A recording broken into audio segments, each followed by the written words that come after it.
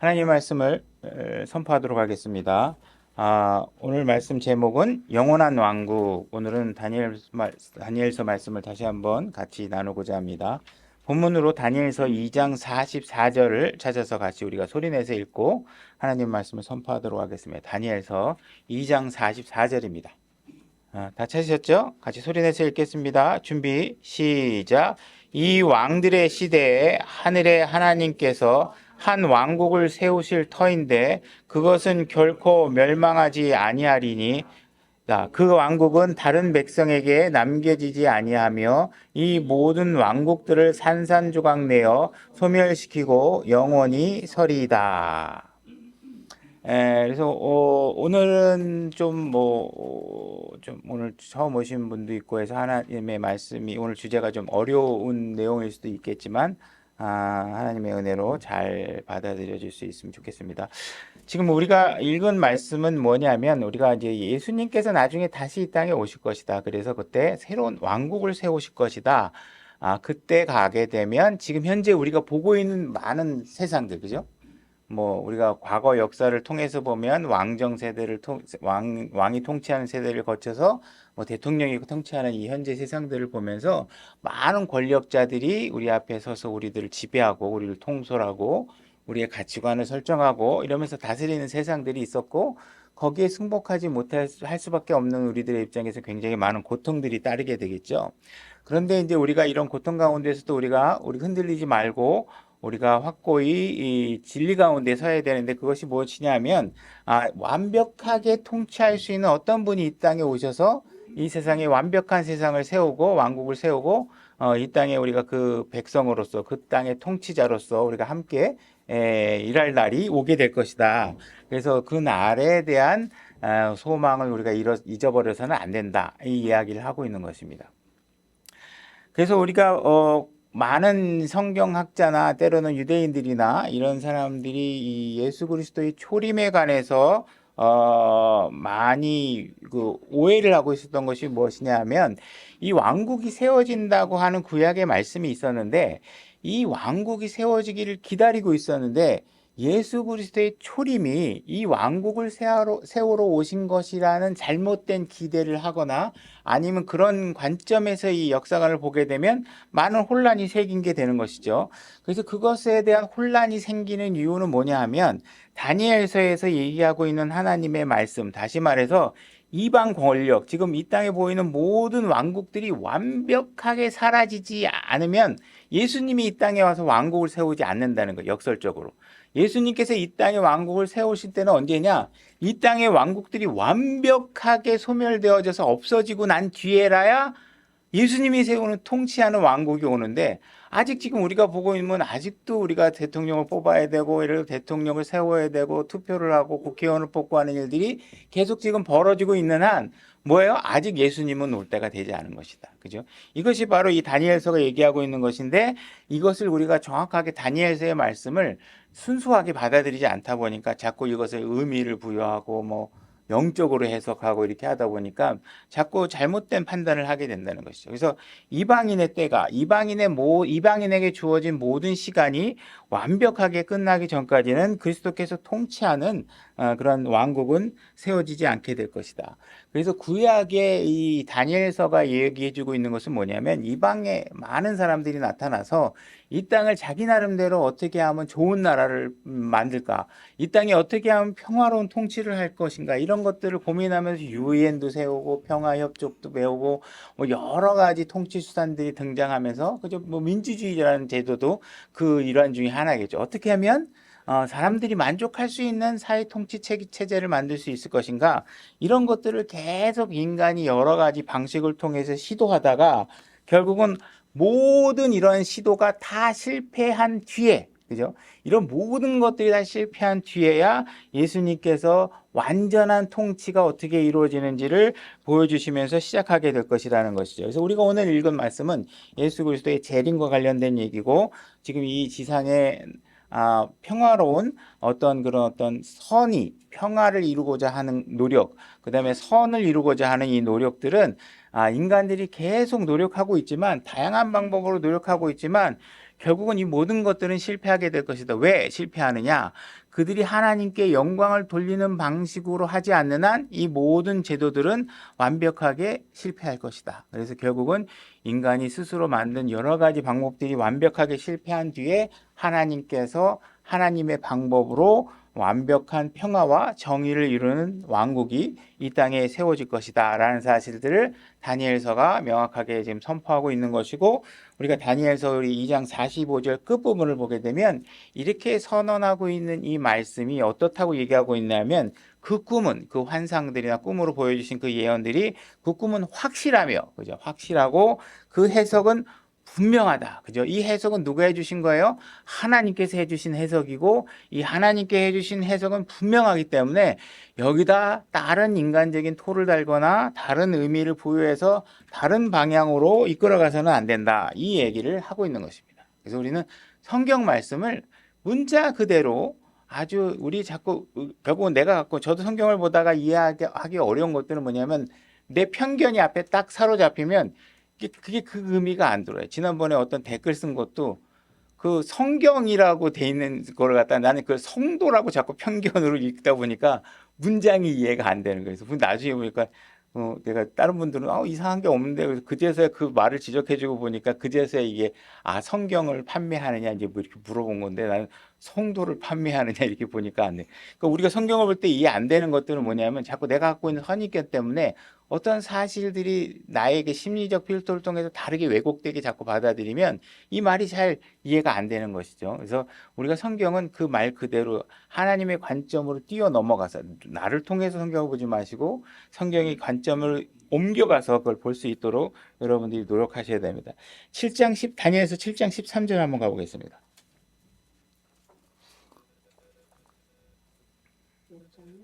다니엘서 7장 13절입니다. 7장 13절.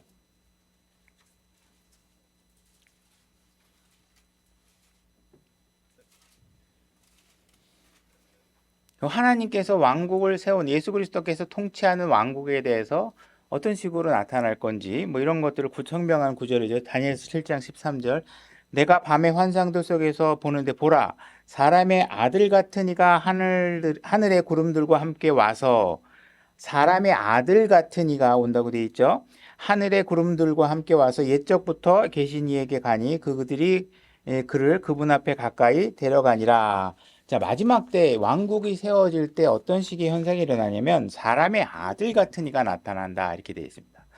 마지막 때가 되면 뭐 큰 군대가 나타난다거나 큰 계몽 운동이 일어난다거나 무슨 때로는 괜히 혁명적인 교육 운동이 일어난다거나 뭐 종교 개혁이 일어난다 이렇게 말씀하고 있지 않고요. 그분이 오셔야 됩니다. 그분이 나타나면 완벽한 세상이 되는 것이죠. 그러니까 그분의 등장이 중요합니다. 우리는 항상 그리스도, 예수 그리스도의 등장과 그분께 관심을 가져야 되는 거죠. 14절, 그분께서 그에게 통치와 영광과 왕국을 주시니, 이 나타나신 그분께 하나님께서 모든 것을 주시게 됩니다. 통치와 영광과 왕국을 주시니 이것은 모든 백성들과 민족들과 언어들이 그를 섬기게 하려 함이니 그의 통치는 영존하는 통치요 없어지지 아니할 통치며 그의 왕국은 멸망하지 아니할 왕국이다 돼 있죠. 그래서 우리가 또한 영어로 보게 되면 이 킹덤, 왕국이라는 것이 킹덤, 영어로 A라는 단어가 붙어서 하나의 왕국이다 이렇게 얘기하고 있습니다. 그래서 지금은 우리는 뭐 미국 정부도 있고 뭐 영국 뭐 여러 가지 국가마다 통치하는 왕들이, 여러 통치자들이 통치하고 있지만 그분이 등장하게 되면 어떤 일이 벌어지냐, 예수 그리스도 그분 한 분이 통치하는 왕국이 될 것이다 이렇게 얘기를 하고 있습니다. 그리고 이 왕국은 영원히 멸망하지 아니한다 이렇게 얘기하고 있죠. 우리가 역사적 인물들 중에는 정말 대단한 인물들이 많습니다. 그래서 좋은 사람들도 많고 때로는 뭐 악한 사람들도 많고, 그죠? 그래서 무슨 강력한 독재자, 뭐 히틀러 이런 사람들이 등장하면 큰일 났다. 이제 이 세상이 정말 이 히틀러 때문에 온 세상이 진짜 그의 말 한마디에 다 죽고 살고 할 수 있는 그런 통치가 일어나겠구나 하고 우리가 두려워하지만 그 통치도 오래 갈 수가 없어요. 왜? 그 통치자가 우리가 뒤돌아보면 지금 역사상 사라져서 그가 존재하지 않는다는 걸 알게 되잖아요. 그죠? 우리가 1차 세계대전이 일어나고 2차 세계대전이 일어났을 때 1차 세계대전이 일어났을 때 1차 세계대전을 어떻게 명칭했냐면 그냥 대전, Great War 이렇게라고 얘기했었어요. 다시 말해서 2차 세계대전이 일어날 걸 사람들은 생각하지 않고 이건 정말 여태까지 일어났던 전쟁 중엔 최고의 전쟁이다. 이와 같은 전쟁은 다시 일어나지 않을 것 같다라고 생각했는데 나중에 보니까 또 더 악한 2차 세계대전이 벌어지니까 그건 어떻게 돼요? 우리는 첫 번째 걸 세계 1차 세계대전이라고 2차 세계대전이라고 하는 것이죠. 오늘 우리는 살아가면서 오늘날이 아직까지도 우리는 정말 이 세상이 이렇게 악할 수가 있어? 이렇게 이야기하고 있을지 모르겠지만 다니엘서가 보여주고 있는 7장과 8장과 11장의 그 짐승들의 그 잔악함과 포악함을 보게 되면 아직까지 그때는 안 된 것 같다. 아직까지 여러분들이 뭐 이렇게 나름대로 크게 질서 있게 훼손되지 않고 다 살고 있잖아요. 그죠? 이런 상황들을 보게 되면 아직은 그렇게 마지막 그 적그리스도가 등장할 그런 순간은 아직까지는 아니지 않겠느냐 하고 하는 것을 우리가 간접적으로 생각할 수 있게 된다는 것이에요. 그래서 만약에 진짜 끝이 온다 그러려 그러면 진짜 우리가 보면 그 짐승들이 마구 포악하게 뜯어먹고 막 이렇게 하는 그런 잔인한 일들이 벌어져야 되면 그때가 되면 이제 드디어 이제 적그리스도가 나타날 때가 됐구나. 하지만 그것도 완전한 끝은 아니라는 것이죠. 언제가 완전한 끝이냐? 예수 그리스도가 등장하셔서 그 적그리스도를 물러치고 모든 왕국들을 멸할 때까지는 끝난 게 아니다. 그분의 등장만이 모든 것을 끝낼 수 있다. 이렇게 생각을 할 수 있다라는 것이죠. 그래서 그분이 오게 되면 우리는 모두가 예수 그리스도를 경배할 수밖에 없는 상황이 되는 것입니다. 오늘날 교회의 일원이 되는 것은 우리가 이제 복음을 전하고 예수 그리스도를 믿으라고 얘기를 하고 그러면 그분들이 나는 죄인이구나. 내가 죄인인데 죄인인 내가 스스로 노력해서 무엇인가를 의롭게 만드는 일은 불가능하구나. 그래서 오직 거룩하시고 죄가 없으신 예수 그리스도를 통해서만이 내가 구원을 받을 수 있다는 것을 승복하고 그것을 믿을 때만이 교회의 일원이 될 수 있는 것이죠. 이것은 전적으로 여러분들의 선택에 달려 있어요. 그래서 여러분들이 나는 하나님 안 믿을 거야. 뭐 하나님이 어디 있어? 그 얘기는 뭐예요? 나는 그냥 죄 가운데 살 거야. 죄 가운데 살다가 그냥 뭐 내 마음대로 살다가 이 세상 끝낼 거야. 그러면 어떻게 돼요? 여러분들은 선택할 수 있어요. 하나님을 믿던 하나님을 믿지 않던 그죠? 그러나 그 선택의 결과는 여러분들이 모두가 스스로의 결과는 그 대가는 스스로 다 치를 수밖에 없는 것이죠. 그래서 여러분들이 어떤 선택을 하든 자유롭지만 만약 하나님을 믿는 것을 선택하지 않는다면 여러분들은 지옥과 불못에 던져지는 결과를 여러분들이 마주할 수밖에 없는 상황이 되는 것이죠. 그래서 여러분들이 아직까지는 그 선택할 수 있는 상황이 놓여 있지만 나중에 왕국이 세워지게 되면 그 왕국에서 우리가 살아가는 방법은 뭐예요? 선택할 수가 없어요. 그때는 선택할 수가 없어요. 그때는 여러분들이 마음속으로 난 지금 예수님이 통치하는 게 싫어. 이렇게 얘기할 수도 있고 별로 마음에 안 들어. 뭐 좀 어떻게 좀 피할 수 있는 방법이 있을까? 이런 생각을 한다 하더라도 여러분들은 여러분들의 의사와 여러분들의 감정으로 어떤 것 하나 마음대로 선택할 수 없어요. 그분의 완벽한 통치가 이루어지기 때문에 여러분들의 감정과 이런 것들은 완벽하게 아무 배제가 될 것이고 구원받은 여러분들은 예수님과 더불어 여러 곳에 흩어져서 다른 사람들을 통치하는 위치에 있게 될 것이고 그 뜻은 오직 중앙으로부터 오는 예수 그리스도로부터 오는 그 뜻을 받아서 통치를 하는 행위가 이루어지는 것이지 여러분 각 통치자라 하더라도 여러분들이 통치자로서 나중에 일한다고 하더라도 여러분 개인의 의사나 개인의 색깔을 덧입혀서 무엇인가를 통치할 수 있는 상황은 오지 않는다. 왜? 그것은 예수 그리스도가 너무 완벽하니까 그분의 방법대로 통치하는 것이 가장 완벽하기 때문에 그렇게 되겠죠. 그래서 우리는 이러한 왕국이 지금 보기에는 우리가 오늘날 세상을 보면 나를 어떤 분에게 맡기는 그런 완벽한 통치가 가능할까 할지 모르지만 우리가 하나님 말씀을 믿는 성도라면 이런 왕국이 빨리 와서 우리가 그분이 통치하는 세계 속에서 우리가 평안한 세상을 누리는 것이 훨씬 나을 수 있다는 사실을 알 수 있게 되는 거죠. 왜냐하면 지금 보고 있는 이 세상은 너무 엉망이고 너무 자기 멋대로고 뭐 세상의 재판관이던 모든 사람들이 의로운 판결을 제대로 하지 못하는 상황에 놓였기 때문에 우리는 그 왕국이 빨리 도래되기를 기다릴 수밖에 없다는 것입니다. 우리가 과거의 조선시대를 보게 되면 양반과 이제 상놈, 양반과 노비 이런 관계의 사회구조가 돼 있었죠. 그래서 우리는 이제 뭐 더 나은 세상의 시스템이라고 해서 이제 민주화 제도라든지 이런 서양 문물을 받아들여서 새로운 사회 구조를 갖고 있고 있어서 뭔가 우리는 더 좋은 세상을 만들어야 되겠다고 생각하고 막 달려왔는데 막상 되돌아보면 여러분의 삶이 정말 조선시대의 노비나 이런 사람들보다도 더 쉴 수 없는 상황 속에서 돈과 생활의 유지를 위해서 누군가의 노예로 살아가고 있다는 사실을 발견하게 될 때가 있습니다. 정말 자고 싶은데 못 자고 쉬고 싶은데 못 쉬고 그냥 뭐 자식들 먹여 살리려면 계속 돈 때문에 뭐 노예가 돼야 되고 그죠? 아파트 하나 살려고 열심히 모으면 또 올라가서 더 모아야 되고 이런 것들을 보게 되면 정말 우리가 억압으로부터 해방된 게 맞는가? 이런 생각이 들 때가 있겠죠. 그죠? 우리가 과거 시대는 살아본 적이 없지만 잠시 이제 뭐 역사 속에서 보게 되면 그래도 노비래도 그 사람들은 그래도 먹고 잘고 그 결혼도 시켜주고 자식도 낳고 하면 오늘날처럼 하루 24시간 이렇게 눈코 뜰 새 없이 살지 않고 해 떨어지면 어쩔 수 없이 자야 되고 그죠? 해 뜨면 눈 뜨고 하는 정도의 불편함만 있을 뿐 우리는 해가 떨어져도 잠도 못 자고 그죠? 밤에 10시에 뭐 카톡 오면 또 그것 때문에 부지런히 뭐 사이트에 뒤져서 뭐 다른 국제사회 속에서 연계 속에서 작업을 해내야 되고 하는 상황들이 벌어지죠. 그래서 뭔가 이 세상의 사람들이 저 좋은 세상을 만들려고 하지만 그들의 능력으로는 이 땅에 어떠한 평화도 이룰 수 없다라는 사실들은 우리는 간접적으로 다 알 수 있는, 보면서도 알 수 있고 어느 대통령이 우리나라에 뽑혀갖고 나는 북한의 인권 문제를 해결하겠습니다 이렇게 선언을 한다 그래서 북한의 인권 문제가 해결되느냐? 그게 안 된다는 거. 왜? 내가 그 선언한 사람이 그걸 해결할 만한 전지적인 어떤 전능한 능력이 있지 않은 한 그냥 구호를 외칠 뿐이고 우리는 그가 해결해 주길 기대할 뿐이지 그가 진짜 그런 문제를 해결해 줄 수 있느냐는 그의 능력으로 봤을 때는 불가능한 사실을 우리가 알고 있는 것이죠. 그죠? 우리가 뭔가 변화돼서 그냥 우연하게 좀 그런 일이 잘 됐으면 좋겠다는 희망이 80%에다가 1, 20% 그래도 이 사람이 의지라도 있으니까 해보겠지 하는 생각뿐인 거지 마음대로 안 되는 것이죠. 그러나 예수님께서 내가 포로된 자를 자유롭게 해주겠다 이렇게 선포한 것은 어떤 한 인간이 그냥 선포하는 구호나 슬로건이나 정치적 이념이 아니라 그분은 내가 자유롭게 하겠다 하면 그분은 자유롭게 하시는 분이시고 그걸 항의할 수 있는 능력이 있으신 분이라는 거예요. 그죠? 그러니까 우리는 그분의 주장을 그냥 어떤 슬로건으로만 받아들이면 되는 것이 아니라 그분은 선하시고 거짓말을 하지 않으시는 분이시기 때문에 그분이 내가 모든 억압받은 자들을 자유롭게 해주겠다 하는 이야기를 하는 거는 진짜 그 일이 이루어질 수 있다는 것이에요. 그러나 오늘날은 예수 그리스도의 말씀 우리가 성경을 보게 되면 살인하지 말아라.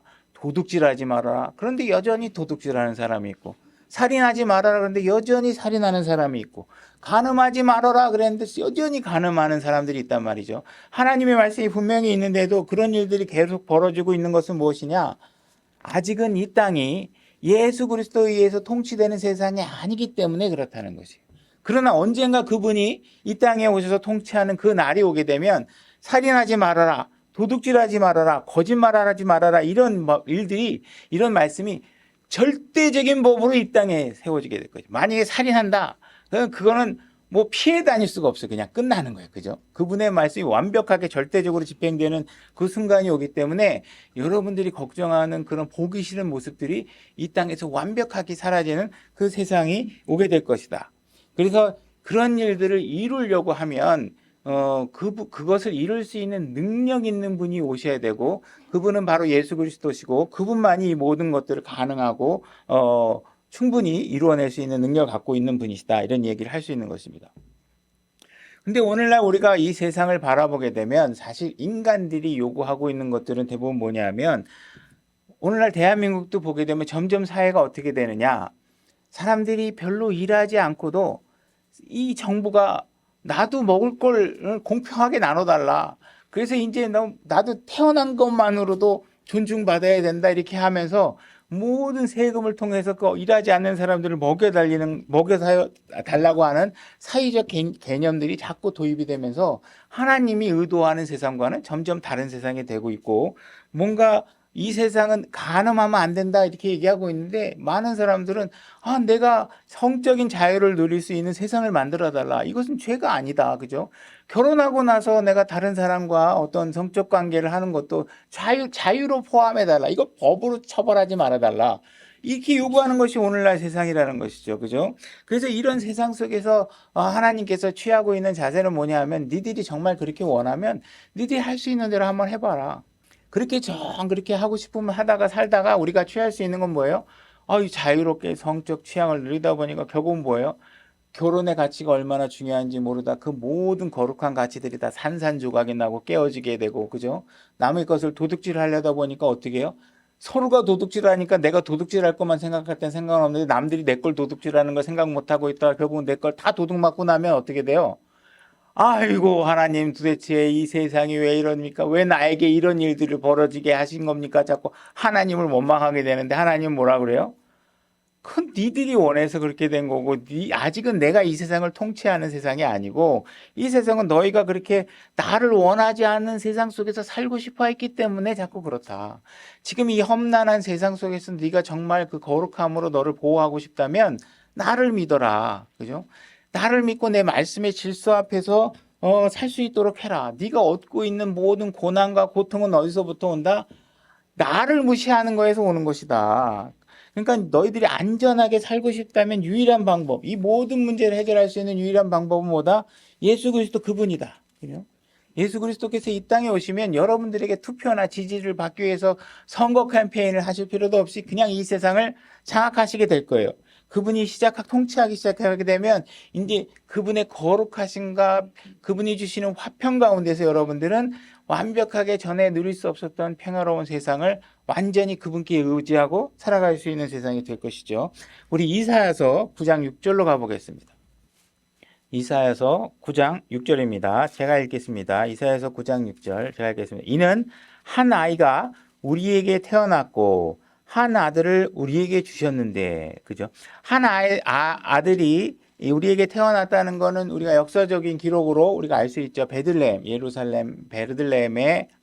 이스라엘 베들레헴 땅에 이스라엘 땅에 있는 베들레헴 땅에 한 아이가 태어나게 된 것입니다. 그래서 그 한 아이가 태어났지만 이 태어난 것은 인간의 자손으로 오신 것이 아니라 하나님께서 우리에게 주신 아들이다. 한 아들을 주셨다. 이렇게 얘기하고 있습니다.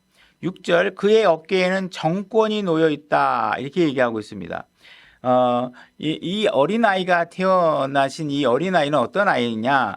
이 세상의 모든 정권들을 하나로 만들어서 그분의 어깨에 얹어지게 되는 그 어린아이가 될 것이다. 이렇게 얘기하고 있는 것입니다. 그래서 세상의 모든 정권들이 베들레헴 구유에서 태어난 아기의 어깨 위에 올려지게 됩니다. 그 다음에 그의 이름은 놀라우시니 좋은 자, 강하신 하나님, 영존하는 아버지, 평화의 통치자라 할 것이기 때문이다.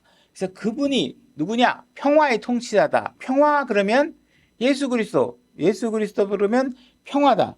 그러니까 많은 사람들이 오늘날에는 내가 이 땅에 평화를 만들겠다고 하고 선택하는 방법들이 뭐냐면 전쟁을 준비하고 강한 군대가 있어야 평화가 올 수 있다고 얘기하고 적들을 죽여야 이 땅에 평화가 올 수 있다고 하는 방식인데, 그런 방식으로는 어떠한 평화도 이 땅에 이루어지지 않아요. 이거는 굉장히 이기적인 자기주관적인 자기중심적인 평화지 모든 사람들에게 이루어지는 평화가 아니겠죠. 그래서 이 땅의 평화가 이루어지기 위해서는 어떤 방식이 이루어져야 되느냐? 예수 그리스도 그분만이 그 일을 할 수 있으시고 그분이 나중에 오셔야지만 그것을 만들어낼 수 있다. 지금 그 평화이신 그분은 하나님 우편에 앉아 계시고 있고 지금 이 땅에서는 그분을 찾을래야 찾을 수 없는 상황에 놓여 있다. 지금 아직은 그 하나님 우편에 앉아 계시는 것이죠.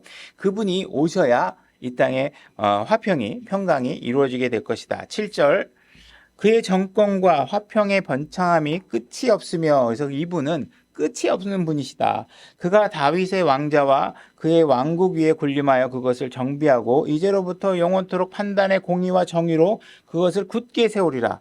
만군의 주의 열심히 이것을 이루리라. 이 평화가 이루어지는 것, 번창이 끝없이 이루어지는 것은 만군의 주, 하나님의 노력으로만 가능한 거예요. 하나님이 열심히 하셔서 되는 것이죠. 그래서 그분의 왕국이 완벽하게 끝이 없게 될 것이다. 왜냐하면 그것을 다루시는 분이 영원하신 분이시고 그분은 죄를 지으신 적이 없으신 분이시고 그 앞으로도 지을 일이 없으신 그분이 이 땅을 통치하게 되는 것이죠. 그래서 이 영원한 왕국은 우리에게 엄청난 축복이 되는 왕국이 될 것입니다. 자, 누가복음 1장 31절로 가보겠습니다. 제가 읽겠습니다. 보라, 내가 내 태에 수타의 아들을 낳고 그의 이름을 예수라 하리라. 그가 크게 되고 가장 높으신 이의 아들이라 불릴 것이요 주 하나님께서 그의 조상 다윗의 왕좌를 그에게 주시리니 그가 영원토록 야곱의 집을 통치하며 그의 왕국이 무궁하리라 하니라. 그분의 왕국은 무궁하게 되는 것입니다. 자, 이 말이 무슨 의미냐면 우리나라 과거의 역사를 통해서 보면 굉장히 훌륭한 왕들이 많이 있겠죠. 세종대왕 이런 사람들이 굉장히 우리의 위대한 왕으로 기억되고 있는 왕인데, 근데 그런 왕들이 우리의 기억 속에 남을 수밖에 없는 건 뭐냐면 이 사람은 살다가 수명이 되면 죽어요. 그죠? 그런 좋은 왕이 나오면 그 왕이 조금 더 수명을 오래 살면 더 좋은 세상이 좀 더 오래될 것 같은데 아무리 잘해봐야 80년도 못 살고 다 죽는단 말이에요. 그러니까 그 우리가 원하는 세상이 그렇게 맘대로 되는 게 아니죠. 어떤 사람은 이승만 대통령이 훌륭한 대통령이라고 생각하는 사람이 있고, 어떤 사람은 박정희 대통령이 훌륭하다고 생각할 수 있고, 어떤 사람은 노무현이나 어떤 사람은 김대중 대통령이 훌륭한 왕이라고 생각하는 사람들이 있겠죠. 그러나 그들이 원하는 그런 왕들이 영원히 살 수 없기 때문에 그들이 각자가 원하는 통치 스타일의 왕을 내 앞에 두고 살 수 있는 것은 제한적일 수밖에 없다라는 것이에요. 그죠? 근데 여러분들이 이런 사라져버릴 수밖에 없는 왕에게 여러분들이 무언가 기대를 하고 있다. 더군다나 오늘날 민주주의 세계 통치는 어떻게 돼요? 4년, 5년이면 왕이 바뀌잖아요. 통치자가 바뀌잖아요. 그죠? 근데 이런 우리가 어떤 한 사람의 통치를 통해서 이 세상을 바꾸는 게 나의 희망이야. 여기다 소망을 갖고 있으면 여러분들은 정말 하잘것없는 소망을 갖고 사는 거예요. 그 소망은 절대 그 사람이 아무리 노력해도 어떻게 돼요? 80이 넘으면 목이 아파져 오고 90이 넘어가면 누가 옆에서 뭐라고 얘기해도 뭐라고 안 들려. 그죠? 그 사람은 결국은 망가져 갖고 그냥 죽을 수밖에 없는 죽음의 대상일 뿐인데 우리가 그 죽음의 대상을 향하여서 우리의 인생과 시간을 낭비하며 저 사람이 되면 이 땅이 좋아질 거야. 저 사람이 되면 이 세상이 잘 될 거야. 이런 소망을 갖고 사는 게 얼마나 비극이냐는 사실을 우리는 성경을 통해서 우리가 깨달아야 된다는 것이에요. 우리가 다니엘서를 통해서 보게 되면 이 땅에 정말 제일 크고 강력한 왕이었던 느부갓네살, 그죠? 그 금 형상의 금 머리에 해당했던 왕. 그 사람도 아무리 본인이 뛰어나도 100살을 못 넘겨요. 그죠? 다 살다가 죽어요. 그냥 사라져 버리는 거예요. 그죠? 그러나 우리가 예수 그리스도가 통치하게 되면 어떤 일이 벌어져요? 그분은 정말 좋으신 분인데 어떻게 해요? 그분은 죽지도 않으시는 분이에요. 그죠? 그분은 우리가 마음대로 탄핵해서 끌어내릴 수 있는 대상이 아니에요. 우리가 나가서 무슨 선동한다 그래서 그 사람이 없어질 존재가 되는 것이 아니죠. 그죠? 우리는 그 거룩하고 좋으신 분이, 그분이 악한 분이라면 큰일이지만 그분은 모든 것들이 선하시고 모든 것들이 거룩하신 분이라는 거예요. 그분의 통치가 영원토록 이루어진다는 것이에요.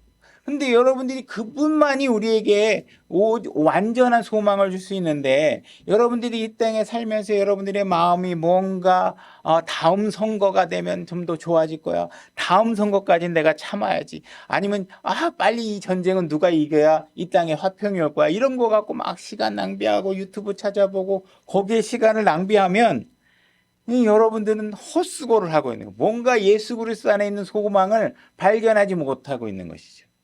그분을 바라봐야 그분께서 모든 것을 해주시는데 그분에 대한 관심은 별로 없고 정치나 정치인이나 그죠? 어떤 세상의 구조나 시스템이나 그죠? 하다못해 사법개혁을 통해서라도 뭔가 이 세상이 더 좋은 세상이 올 것이다. 물론 그렇게 필요하면 해야 되겠지만 그리스도인의 진정한 소망이 어디 있는지 여러분들이 정확하게 그 기준점을 찍지 않고 그거는 그냥 나하고 관계없는 거니까 저 먼 일이고 일단 당장은 이 세상이 좋아져야 돼. 그래서 그 일에 여러분들이 시간을 낭비하면 안 된다는 거예요. 우리가 미래에 있는 그 일이 여러분에게 이미 다 소유권이 등록돼 있고 여러분 것으로 완벽하게 되어 있기 때문에 그것을 즐기셔야 돼요. 그것을 감사하셔야 되고 그죠? 그러니까 여러분들이 그런 초점이 어디 있는지를 잊어버리시면 안 된다. 예수님께서는 이 땅에 한 번 어린아이로 태어나셨어요. 그리고 그분은 한 번 십자가로 가셔서 우리의 모든 죄값을 치르셨어요. 그 다음에 그분은 한 번 왕으로 세워질 텐데 그 왕으로 세워진 이후에 그분의 왕권은 영원토록 지속될 것이라고 성경이 다니엘서가 여러 성경에서 이 상황들을 주장하고 입증하고 선언하고 있다는 사실입니다. 시편 2편 1절로 가보겠습니다. 시편 2장 1절로 가보겠습니다. 제가 읽겠습니다. 어찌하여 이교도들이 경노하며 백성이 헛된 일을 꾀하는가. 그러니까 이 땅의 왕들이 도대체 왜 백성들을 꾀해서 자꾸 속게 만들고 막 이런 얘기를 하느냐. 땅의 왕들이 스스로 나서며 치리자들이 함께 의논하여 주와 그분의 기름 부음 받은 자를 대적하여 이르기를. 땅의 이 왕들은 전부 다 일어나 가지고 왕들이 뭐 G7이 모이든 뭐 G9이 모이든 그 대통령들이 다 모이면 하는 일들이 뭐냐? 하나님과 대적하는 일들을 자꾸 한다는 거죠. 그들이 결박한 것을 우리가 끊고 그들이 묶은 것을 우리에게 내던지자 하는도다. 하나님께 이들도 다 성경이 있고 이들도 다 하나님의 말씀이 무엇인지 다 알고 성경에 손을 얹고 선서를 해가면서 정치적 선언을 하는 사람들인데 이들이 하고 있는 일들은 전부 다 뭐냐?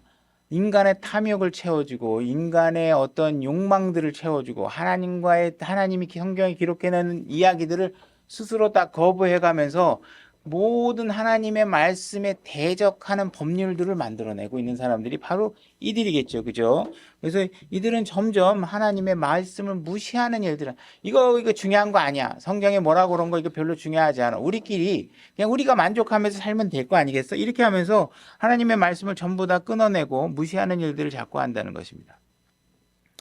그래서 우리 역사를 보게 되면 하나님의 말씀 무시하는 일들이 반복되어져 오는 거예요. 우리는 뭔가 새로운 일들을 보고 뭔가 새로운 세상을 만나는 것 같지만 하나님이 보시는 것은 뭐냐면 계속 하나님에 대한 하나님을 무시하는 일들이 반복되어 오는 세상을 보고 있다. 이렇게 얘기하고 있는 것입니다. 전쟁이 일어나면요. 많은 사람들에게 끔찍한 일들이 벌어집니다. 그럼 모든 사람들에게 끔찍한 일이 벌어지냐? 그건 아니라는 거예요. 왜냐하면 전쟁을 일부러 만들어서 부를 축적하는 세력들이 있단 말이에요. 어디선가 전쟁이 끝나지 않게끔 하기 위해서 무기를 지원해줘 가면서 부를 축적하는 사람이 있단 말이에요. 그죠? 이 세상의 모든 일들은 지배자들이나 이 통치권자들이 자기들의 유익을 위해서 여러분들을 피나는 고난을 겪게 만들고 그 모든 고난을 쓸데없는 거짓 이념들에 여러분들에게 속박되게 만들어서 자신이 희생되고 있는데 희생되는지도 모르고 하나님을 위해서 뭘 하라 그러면 그건 재미없어서 안 하면서 이 사악한 사람들의 이념들의 노예가 돼갖고 전부 다 그냥 모든 시간과 노력들을 낭비하는 일들이 벌어지게 돼요. 여러분들이 선거 때가 되면 국회의원들이 하는 일들이 뭐예요? 교회 나가서 예배드리는 장면을 송출하게 만듭니다. 그죠? 그래서 마치 그들은 하나님을 경외하는 것처럼 사람들에게 표를 구걸하고 있어요. 근데 그들이 실질적으로 세상에 만들어내는 법은 뭐예요? 동성애를 지지하는 법, 인권, 차별을 금지하는 법 등을 해가면서 하나님의 말씀과는 정반대되는 일들의 법들을 만들어 나가고 있는 것이 이 세상이라는 것이에요. 정말 이 땅의 온전한 평화와 온전한 거룩함이 이루어지기 위해서는 우리가 예수 그리스도 그분 이외에는 절대로 존재하지 않는다는 사실을 아셔야 돼요.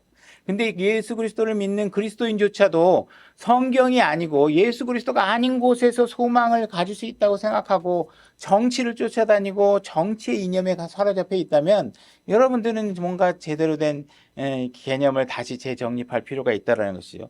예수 그리스도 이외에 그 어떤 곳에도 우리의 소망이 있지 않다는 사실을 여러분들이 아셔야 그 소망을 얘기해 줄 수 있는 거 아니에요. 근데 여러분들은 예수 그리스도에 대한 소망은 별로 없고 정치에 대한 소망만 있으니까 맨날 앉으면 뭔 얘기해야 돼요? 누구 찍어야 돼? 누구를 지지해야 돼? 예수 그리스도를 믿는 여러분들이 입에서 예수님 믿어야 돼. 그건 그래서 신경 쓰지 말라니까. 예수님만 믿으면 다 해결되는 일이야를 얘기를 못 해요, 여러분들이. 안타까운 현실이잖아요. 그죠? 누가 뭐라 그래도 오히려 그 신경 쓰지 마. 이 세상은 어떻게 가게 돼 있어. 그런데 걱정하지 마. 결과는 뭐예요? 예수 그리스도가 통치하는 세상이 올 거야. 이거에 대한 소망이 여러분들이 확실하게 있지 않으면 여러분들 맨날 앉으면 뭐예요? 누가 정치돼야 돼? 뭐 어떤 게 해야 돼? 뭐 이런 거 세상 낭비한다. 그럼 그들에게 소망을 전해줄 수 없는 상황이 벌어지죠. 2편 4절로 가보겠습니다. 시편 2장 4절. 하늘들에 앉으신 분께서 비웃으시며 주께서 그들을 비웃으시리로다. 하늘에 앉으신 분께서 웃으시며 주께서 그들을 비웃으시리로다.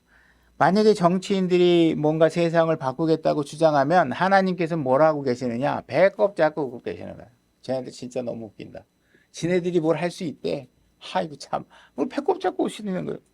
아이를 많이 낳게 하기 위해서는요, 아기를 낳는 집안에다가 한 달에 얼마를 지원해주면 인구가 다시 폭발할 거야. 그러면 하나님께 위해서 배꼽을 잡고 있는 거예요.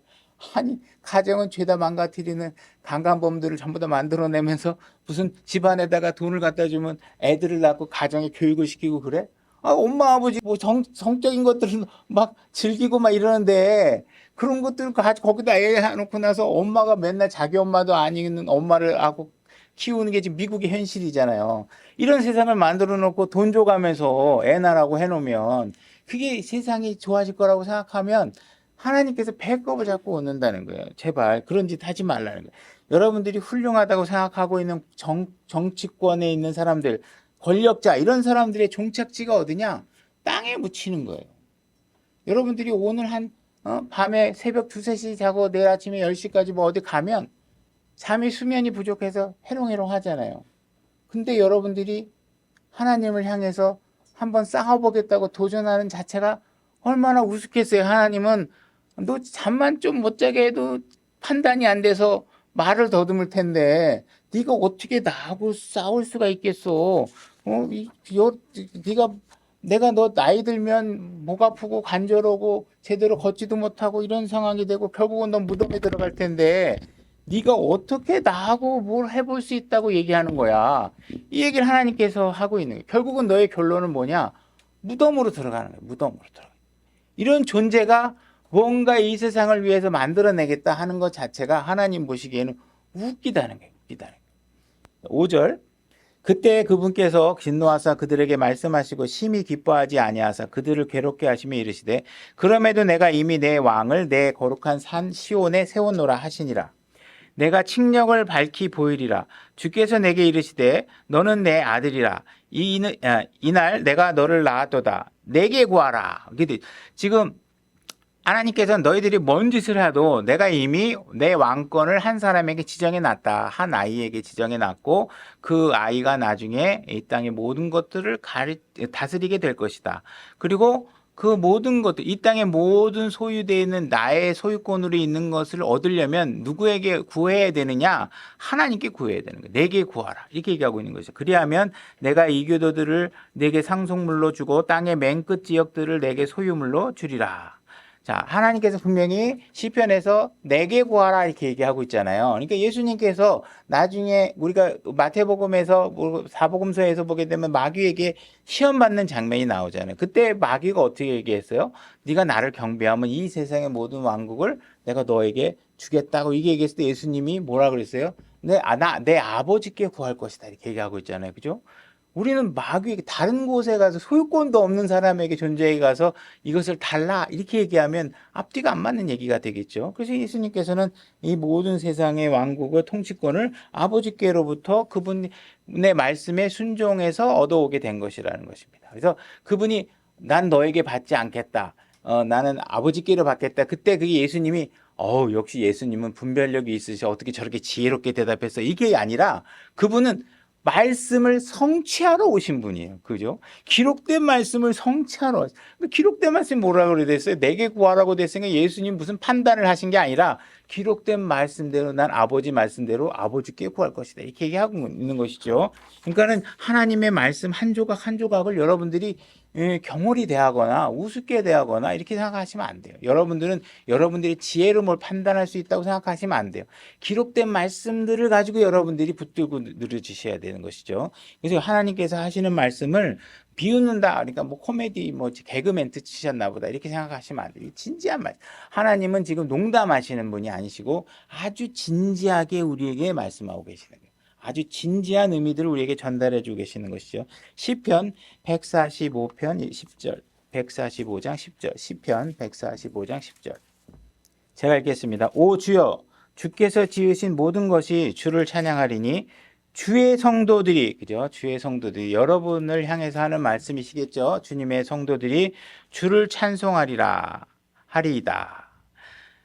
그들이 주의 왕국의 영광을 말하며 주의 권능을 이야기하며. 누가 이야기를 해요? 주님의 성도들이 이야기를 해요. 다시 말해서 여러분들은 무엇을 얘기하셔야 돼요? 항상 주님의 왕국의 영광들에 관해서 얘기하셔야 돼요. 주님이 어떤 일을 하실 수 있는 분인가, 주의 능력에 대해서, 권능에 대해서 말씀하셔야 돼요. 12절로 올라가 보겠습니다. 12절. 그분의 능하신 행적들과 그분의 왕국의 영광스러운 위엄을 사람들의 아들들에게 알리리라. 이게 바로 우리가 해야 될 일이죠. 우리는 어떤 일을 해야 되냐? 그분의 왕국에 대해서, 그분의 왕국이 어떻게 이 땅에 임할 것인지, 우리가 결국은 이 모든 인류 역사의 종착점이 어디로 귀결될 것인지에 대해서 여러분들은 세상에 가서 알리셔야 돼요. 그죠? 그래서 우리가 지금 우리 땅에 결국은 마지막에 통치하시게 될 그분이 얼마나 능력이 있으신지, 그 절대 군주가 얼마나 우리가 믿을 수 있는 분이신지, 우리가 얼마나 신뢰할 수 있는 분이신지, 그분은 결코 우리를 실망시키시는 그런 분이 아니시라는 사실을 우리가 믿고 맡길 수 있는 분이 이 땅을 통치하시게 되실 거라는 사실들을 여러분들이 알리셔야 된다. 그분은 우리를 항상 선하게 대하시는 분이고, 우리가 그분 안에 있을 때만이 우리의 기쁨과 화평이 완전하게 만족될 수 있다는 사실들을 우리는 그분 세상을 향해서 알릴 수 있는 존재가 돼야 된다는 거예요. 근데 여러분들이 그걸 알려야 되는데, 여러분들이 그런 확실한 소망이 없으면 알릴 수 있겠어요? 없겠어요? 못 알려요. 그죠? 여러분이 거기에 대한, 아니야, 예수님만이 진짜 답이야, 이 사실을 잘 모르시니까 자꾸 예수 그리스도가 아닌 것에 자꾸 소망을 두는 거예요. 뭘 자꾸 해야, 뭘 다른 걸, 예수님이 아닌 것을 갖고 뭘 해야 이 땅에 좋은 세상에 온다고 그러고 자꾸 역설하고 있고 잘못하고 얘기하고 있는 건 뭐예요? 하나님 말씀을 잘 이해하지 못하고 있다. 하나님을 잘 이해하지 못해. 그냥 남들이 종교 하나 갖고 있는 것처럼 갖고 계시는 분들이 그렇게 얘기를 할 수밖에 없는 거겠죠. 그분이 해답인데, 그분에 대한 해답에 대해서 지금 여러분들이 중심을 주지 않고 다른 일에 뭔가 관심을 갖고 있다. 그러면 아직 해답을 손에 못 쥐신 거죠. 그러면 안 되겠죠. 13절, 주의 왕국은 영존하는 왕국이오니 주의 통치는 모든 세대에 두루 지속되리이다. 이렇게 얘기하고 있습니다. 그래서 이 주님의 왕국은 모든 세대에, 그죠? 두루 지속되리이다. 이렇게 얘기하고 있습니다. 그래서 그분의 왕국이 영존하는 왕국으로 등장하게 될 것이다. 그리고 여러분들 이 땅에서 그 왕국과는 동일하진 않겠지만 그분의 질서 안에 있는 것이 여러분들을 보호하는 방법이다. 여러분들이 평화를 누릴 수 있는 방법이라는 사실을 아셔야 됩니다. 계시록 11장 15절로 가보겠습니다. 제가 읽겠습니다. 좀 서둘러야 되겠네. 계시록 11장 15절. 일곱째 천사가 나팔을 불매 하늘에 큰 음성이 있어 이르되. 자, 일곱째, 계시록에 보게 되면요, 나팔이 7번 울리는데 지금 7번째 울린다는 얘기는 이 나팔의 마지막 번째에 해당되는 거겠죠. 그래서 이 마지막 나팔 소리가 울린다는 건 뭐냐 하면 다니엘서에서 마지막에 이 땅의 왕국이 거의 최후에 도달했을 때 그 모습들과 일치하는 거겠죠. 그래서 다니엘서에 보게 되면 모든 일의 끝이 다가오고 있는 그 순간과 이 계시록의 7번째 나팔 소리가 일치하고 있는 것이라고 보면 됩니다. 이 세상의 왕국들이 우리 주와 그분의 그리스도의 왕국들이 되었고, 다시 말해서 이 말씀 뭐냐면 그 전에는 그분의 왕국이 아니었는데 어떻게 됐다는 거예요? 다니엘서의 마지막 때, 그죠? 계시록의 7번째 나팔이 끝나고 난 뒤에야, 그제서야 이 세상에 누구 것이 돼요? 그리스도의 왕국이 된다는 거예요. 그러니까 그 전에는 어떻게 되는 거예요? 그 전에는 우리 것이 아닌 거예요. 예수 그리스도께 아닌 것이죠. 그래서 모든 환난의 심판이 끝나는 지점, 결국은 그때 세상 왕국은 예수님께로 모든 것들이 소유권이 넘어가게 된다. 그러니까 그 전에는 여러분들이 이 세상이 왜 이래 이러면서 예수님께 불만하실 이유가 없는 거예요. 논리적으로 이 성경이 말하고 있는 거예요. 왜냐하면 지금은 예수님이 우리를 완벽하게 통치하고 있는 세상이 아니에요. 여러분들이 그리스도 안에 들어와서 그분이 보호하고 계시지만 이 세상은, 바깥에 있는 저 세상은 그분의 통치 개념대로 통치되는 세상이 아니라는 거예요. 그 통치는 바로 이 모든 환난과 심판이 끝난 뒤에 이루어지게 되는 것이죠. 15절 마지막 그분께서 그 영원 무궁토록 통치하시리로다 하니, 그래서 그 이후에 그분이 영원히 통치하시게 되는 거죠. 16절, 하나님 앞에서 자기 자리에 앉아있던 24 장로가 엎드려 얼굴을 대하고 하나님께 경배하며 이르되, 오 주 하나님 전능자여, 지금도 계시고 전에도 계셨으며 앞으로 오실 주께 우리가 감사를 드림은 주께서 친히 주의 큰 권능을 취하시고 통치하셨기 때문이라. 그래서 우리는 세상 사람들은 어떨지 모르지만 우리는 빨리 이런 놀라우신 분이 이 권능을 갖고 이 땅을 취하시고 통치하는 시대가 오기를 원하죠. 근데 세상 사람들은 그걸 원하지 않는다는 거예요. 18절. 민족들이 분노하매 주의 진노가 이르렀고, 그러니까 예수 그리스도가 의의 통치를 하러 오는 상황들에 대해서 민족들은 어떤 자세를 취하냐? 분노한다는 거예요. 분노. 싫어하는 게 아니라 분노를 해요. 분노를 하며 주의 진노가 이르렀고 죽은 자들의 때가 이르렀으니 이것은 그들이 심판을 받게 하려 하며 또 주께서 주의 종 대언자들과 성도들과 또 작은 자든지 큰 자든지 주의 이름을 두려워하는 자들에게 보상을 주려 하심이며 또 땅을 멸하는 자들을 멸하려 하심이니라 하더라. 우리가 길거리에 나가서 보면요, 세상 사람들에게 이제 복음을 전하다 보면 많은 논쟁을 일으키게 됩니다. 우리가 복음을 전하면 술 취한 사람들에게 복음을 전하거나 뭐 음행을 하는 사람들에게 이제 복음을 전해서 예수 그리스도의 거룩하심과 우리의 죄, 그죠? 내가 죄를 짓고 있다. 이게 즐거움이 아니다. 그죠? 사람들은 특히 남자들은 자랑하죠. 그죠? 여성 편력을 자랑합니다. 그죠?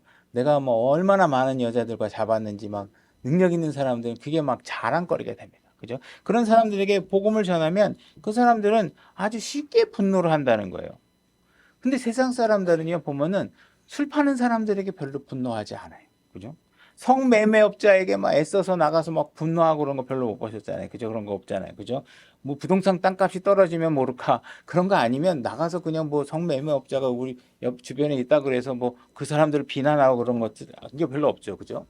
술 마시러 가자, 놀러 가자, 여자 만나러 가자 이렇게 얘기하는 친구들에게 막 분노하고 그러지 않잖아요. 그죠? 근데 우리가 그런 사람들을 향해서 전도지를 꺼내들고 의를 선포하려고 하면 어떻게 해요? 막 분노합니다. 너나 믿어 막 이러면서 그죠? 우리는 의를 전하고 거룩함을 전하는데 세상 사람들은 그런 것들을 싫어하게 되는 거죠. 우리에게는 화평을 주시는 분이 있고 기쁨과 즐거움을 주시는 분이 있다는 것이죠. 우리가 그분에게 통치를 받기 위해서는 그분이 제시하는 규칙과 명령을 따라야 되는 상황에 놓여 있다는 것이죠. 이 규칙을 지켜야지만 여러분들이 가정을 지킬 수 있고, 그죠? 여러분들의 재산과 자녀들의 안전을 지킬 수 있는데도 불구하고 그 명령을 거부한다는 거예요. 하나님이 하라는 데는 하기 싫어. 이렇게 얘기한단 말이에요. 그래야 하나님께서 음행하지 말라. 다른 사람 거 탐내지 말아라. 다른 사람 앞에 가서 거짓 증언하지 말아라. 이 말을 규칙으로 우리가 받아들일수록 우리는 우리 안전하게 이 세상을 살아갈 수 있는 것이고 우리의 가족들의 안전을 지킬 수 있는 울타리가 이 하나님의 명령들이 주어졌을 때 그 말씀들이 우리의 울타리가 될 수 있다는 것이죠.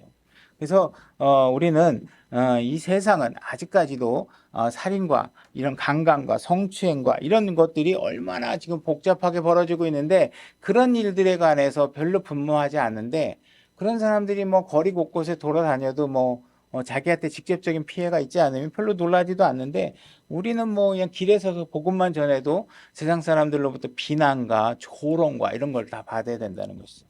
근데 우리가 이런 사람들이 있다고 해서 우리가 놀랄 필요는 없다라는 거예요. 우리는 분명히 그런 것들을 과거로부터 다 들어왔고 심지어 그런 거룩한 복음을 전하다가 목숨을 잃은 사람들도 있고 오늘날도 수많은 욕과 비난이 우리에게 복음을 전하는 사람들이 온다 그래도 우리는 그것을 이상하게 생각할 필요가 없는 것이 이건 너무나도 자연스러운 것이고 하나님께서 그것을 능히 감당해야 된다고 우리에게 주셨기 때문에 그 일 자체가 문제가 될 거는 없다라는 것이죠. 세상 사람들은 복음을 전하면요. 차라리 그 안 믿으면 지옥 가시는데요. 그러시면 안 되죠. 이렇게 얘기하면 차라리 내가 뭐 지옥 가면 되지. 뭐 예수가 뭐 밥 먹여줘? 뭐 맨날 그 요즘은 밥 먹여주는 얘기 잘 안 하는 것 같은데 저도 맨날 뭐 아버지하고도 얘기하다 보면 뭐 예수가 밥 먹여주냐 내가 밥 먹여주지 이놈아 막 그러고 맨날 그런 거 따지잖아요. 그죠? 그 예수 그리스도에 관심이 없어요. 근데 그들이 정말 예수 그리스도를 모르냐? 그렇진 않다. 하나님께서 분명히 알 거를 줬고 그들이 거리를 받아보면요. 우리가 옷 하나만 새로운 거 입고 휴대폰 하나만 새로운 거 하나 들어도 사람들의 반응은 어때요? 너 그거 어디서 났어? 휴대폰 어디서 났어? 그건 모자 어디서 샀냐? 나 이번에 뭐 유럽 여행 갔다 와서 그래? 그 어디야? 나오면 갈 수 있어. 관심이 있잖아요. 그죠? 뭔가 핸드백 하나만 여자들이 새로운 걸 가지고 다녀도 어떻게, 그거 어디서 사셨어요? 가방 너무 예쁘다. 그러는데 우리 그리스도인들이 부부가 존중하며 살고 그리스도인답게 길을 걷고 있으면, 너 어떻게 그렇게 살아? 안 물어봐요. 왜? 대답이 뭐가 나올지 잘 알거든. 예수 그리스도에 대한 대답이 나올 걸 알기 때문에 별로 물어보고 싶어 하지 않아요. 온 세상에 많은 육신적인 탐욕을 만족시켜주는 것들에 대해서는 관심이 있으면서 이 세상을 거룩하게 살아라, 거짓말하지 말아라, 부부간에 서로 존중하고 살아라, 이런 이야기들에는 별로 관심이 없어요. 누가 그런 존중하는 삶을 살고 있고 그 가정은, 야, 저 가정은 어떻게 저렇게 거룩하게 부모와 자녀와 부부간에 또는 뭐 여러 가지 가족관계, 유대관계 저렇게 좋아. 근데 거기에 뭔가 답이 예수 그리스도일 것 같으면 안 물어봐요. 그죠? 뭐 아침 뭐 모닝 그 무슨 TV 프로그램 그런 데 와가지고 어떻게 행복하게 사셨어요? 그러 보면 예수 그리스도요. 그러면 그건 편집이야. 그죠? 그 종교적인 발언하면 안 돼. 그 사람들은 아우 제가 뭐 주말에 한 번씩 만났더니 뭐가 좋아져서 뭘 먹었더니 갑자기 몸이 건강해지면서 부부가 좋아져서 전부 다 육신에 대한 만족이지 아무것도 아니에요. 그죠? 오늘 이번에도 여행 갔는데 뭐 줄기세포를 해가지고 뭐 이런 거 막 노화를 방지할 수 있는 아주 획기적인 제품이 나왔다고 막 떠들고 그냥 그 쇼핑센터에 사람들을 다 풀어놔요. 그러면 아무리 여러분들이 줄기세포가 좋은 거 시술을 받아도 여러분은 어떻게 해요? 죽어요. 그죠? 아무리 좋은 걸 먹어도 여러분들은 어때요? 죽어요. 근데 자꾸 죽는 일에 대해서는 사람들이 굉장히 잘못된 방법으로는 엄청나게 많이 노력을 하면서 예수님께서 여러분들을 영원히 살게 해주시겠다고 하는 얘기는 관심이 없어요. 그죠? 그래서 우리에게 정말 진정으로 필요한 것을 제공해 줄 수 있는 분이 예수 그리스도라는 사실을 우리가 모르기 때문에 자꾸 그래요. 그러니까 자꾸 무슨 쇼핑에만 뭐 홈쇼핑에 나오면 여기서 나 진짜 어성초 나왔을 때 정말 머리 막 나고 눈도 좋아지고 막 이럴 줄 알고 진짜 해봤거든요. 한 번도 그런 거 된 적도 없고 그 진짜 될 것 같아. 나중에 그 당시는 아직은 몰랐지만 지금 보면 어떻게 해요? 여기에서 무슨 하면 그 다음에 홈쇼핑에서 팔고 있고 이런 로직을 이제 나중에 알고 나니까 이거 다 짜고 하는 거구나. 진짜 다 거짓말. 근데 사람들은 거짓말을 믿는 건 정말 좋아해요. 그죠? 거짓말하는 사람은 진짜 뒤를 안 보고 거짓말 해주거든. 그러나 진리를 얘기하는 사람은 어떻게 해요? 뒤를 책임지고 얘기를 해야 되니까 얼마나 힘들고 그게 진리인데 사람들은 안 믿는 거죠. 그죠? 그러니까 여러분들이 그런 거짓된 정보에 소망을 두지 말라는 거예요. 성경을 믿고 있으면 여러분들이 내일 죽든 모레 죽든 100년을 살다 죽든 여러분들의 영원한 생명이 보장돼 있잖아요. 그죠? 그분의 말씀을 믿으면 우린 정말 완벽한 소망을 갖고 있기 때문에 누구에겐가 그걸 확실하게 얘기해 줄 수 있는 상황이 되는 것이죠. 그래서 여러분들은 분명하게 확실한 소망이 무엇인지 그분이 통치하는 세상의 인류 모든 결말이 어떻게 이어지는지에 대한 확실한 소망을 가지고서 평화를 누리고 세상 사람들이 그 기쁨을 나눠주는 신앙생활을 하시기 바랍니다. 여기까지 하겠습니다. 다 같이